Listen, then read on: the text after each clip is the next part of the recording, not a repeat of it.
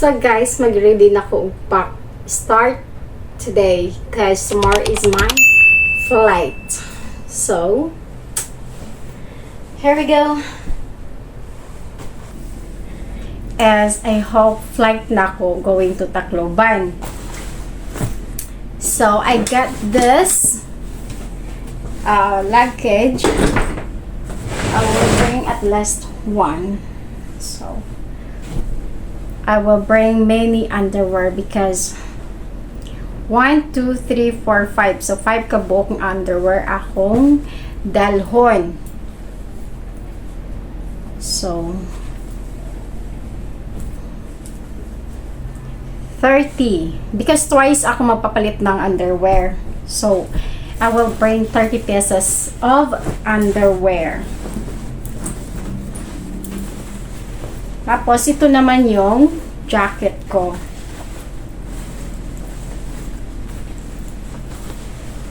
Nilista ko na yung dadalhin ko. Actually, yung dadalhin ko is medicine, pagkain, toothbrush, hygiene, and then everything. Dress, and of course, towel. And socks. I got 2 socks only. I don't remember when I put all my socks. So, anyways, this is very dirty. I didn't wash it. So, but it's all good. And then, I will bring my documents. This one. So, I got the letter of my love. As you can see, I got here all the letters since we first met, all of here. So I bring all of the letter.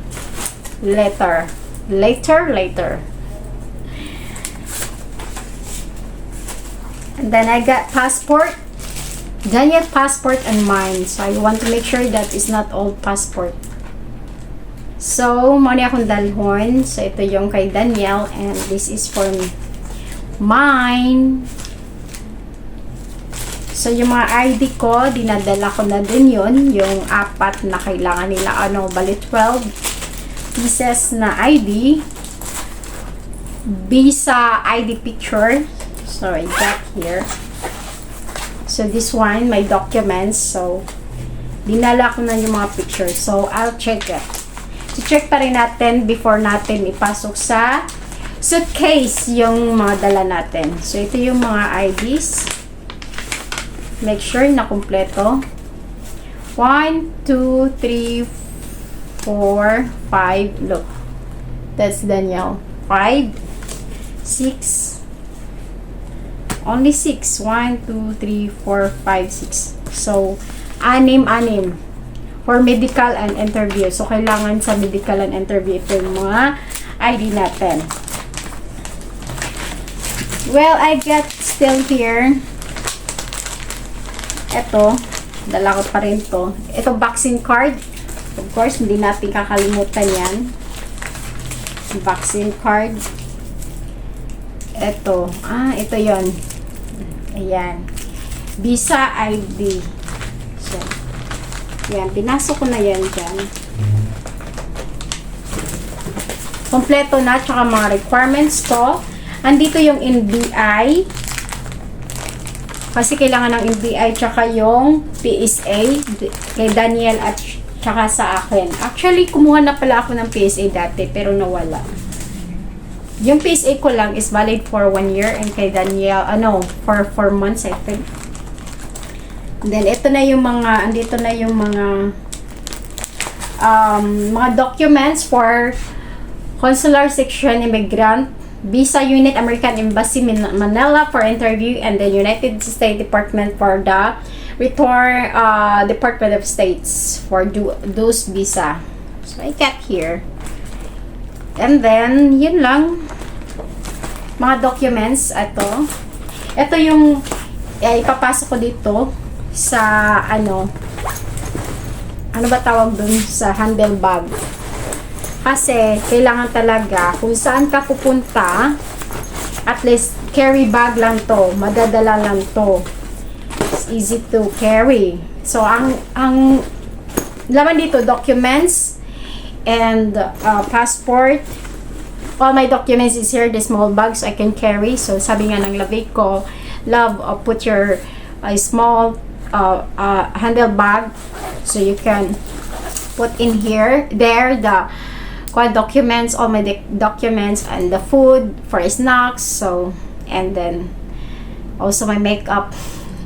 I have to put all my makeup in here because mahilig talaga ako makeup kasi ang pangit-pangit ko na. Charot. So, I got medicine for Daniel in case of emergency. So, may Biogesic tayo. So, ito yung hindi to tempre.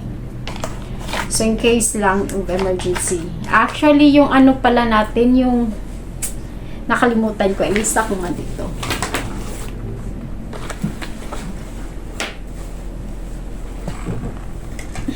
Ayun, iwan nga ng ballpen. Nabili na pong ballpen, be. So, yung natin, yung temperature. So, kailangan natin yung temperature. Kaso, naiwan yung ballpen ko sa baba. Basa pa na. Ayaw na ako, basa pa na. Try mo habol, oh. Tara, oh. Ilaw. So, naya. Paano ko makalista ang naiwan ko naman yung ballpen ko sa baba? Tignan nga natin dito. Baka dito lang yon. Ito nga pala. Sa wakas, hindi na ako bababa. Alam mo yung makalimutin tayo. Temperature, yung temperature. So, ito yung nakalimutan ko ipasok. Temperature. So, kailangan natin yung temperature na yan. Tapos, ito na yon. Yung natin, Kikascent. Yung white flour pala. Kasi yung kabuhi is real. White flour. Kailangan natin yung white flour. Tapos, ito yung medicine kit ko. Tapos, ito yung mga Biogesic. In case of emergencies, yung isasakit yung ulo natin. Ganun. Ay, tsaka yung pala, yung for headache, pala yun, yung cold compress. Kailangan ko yung cold compress. Tsaka yung hot pad. Dalhin ko yun. Baka sakaling magkaroon ako, tapos ilalagay ko dito sa tummy ko. Eto. Dito ko siya ipapasok. So, ready na ready para ako tomorrow. So, actually, today is October 26. So, tomorrow is October 27.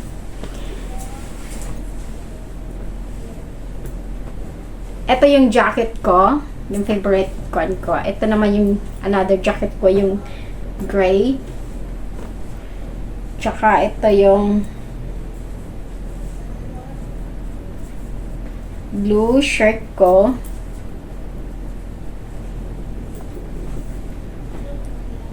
Tatlong jacket ang dadalhin ko. Bali, 4. Eto. 4 na yan. Ilalagay ko dito sa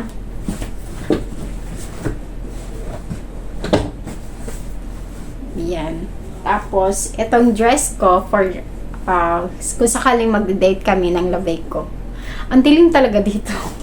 Ang dilim ng camera ko. Tapos, ito naman, another dress pag magsisimba ako doon. Actually, excited na excited ako. Actually, November 3 pa sana yung flight ko. Kaso nga lang, papunta yung Cebu. Kaso nga lang namamadali ako. Kasi nga, may typhoon. T-shirt ko. Tapos, jacket ni Daniel. Tapos, ito lang yung pants ko. At tapos, ito yung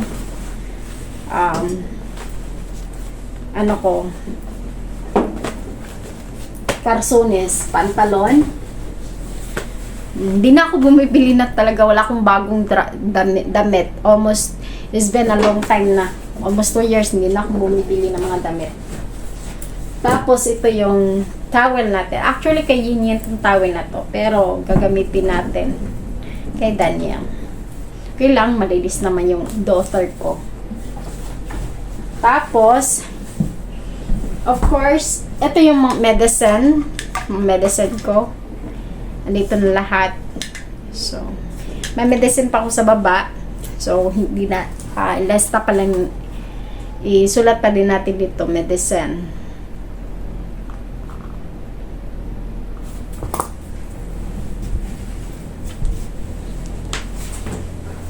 Ito yung kay Daniel. So, may ano siya, may 4 na jacket kasi baka lalamigin na naman siya.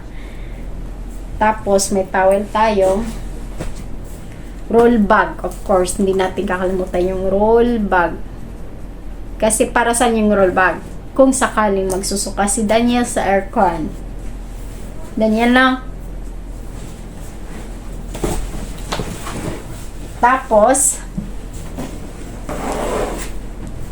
ito naman,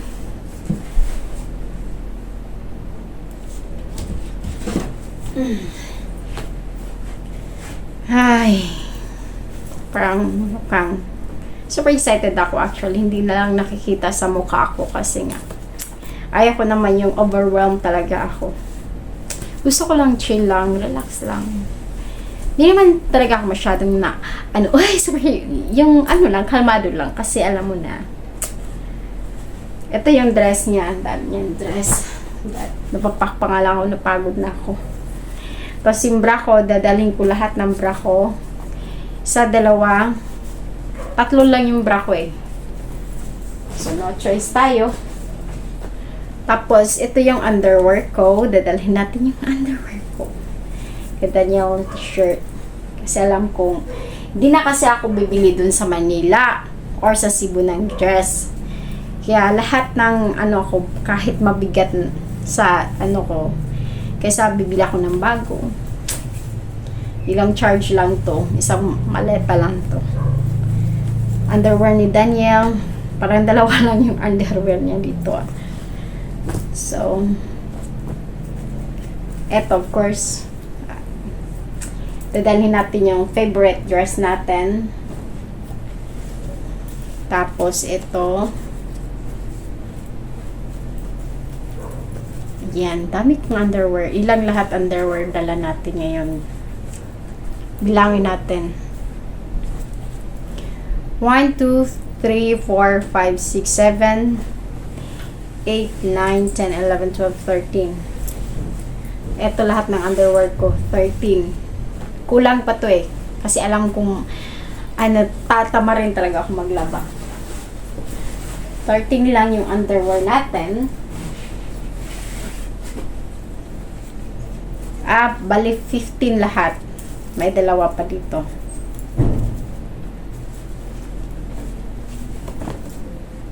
Tapos, yung lotion natin. Kuha pala ako ng underwear ni Daniel. Tapos, ito. Ayan. Kompleto na yung underwear ni Daniel.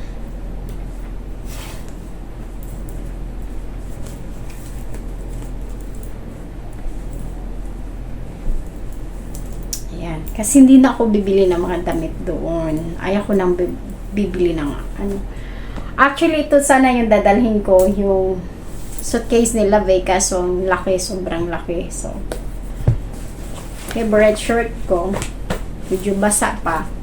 Sampay muna natin. So, may dadalhin pa ako dito. 1, 2, 3. Yung kuan ko, pink top, pink or ano ba tawag dun?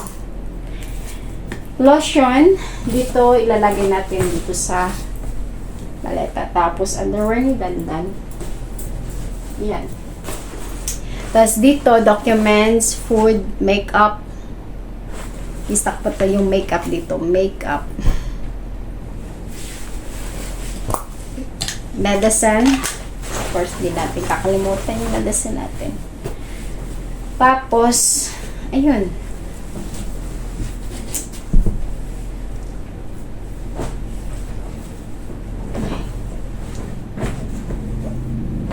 Saan yung isang bra ko? Dito lang yun.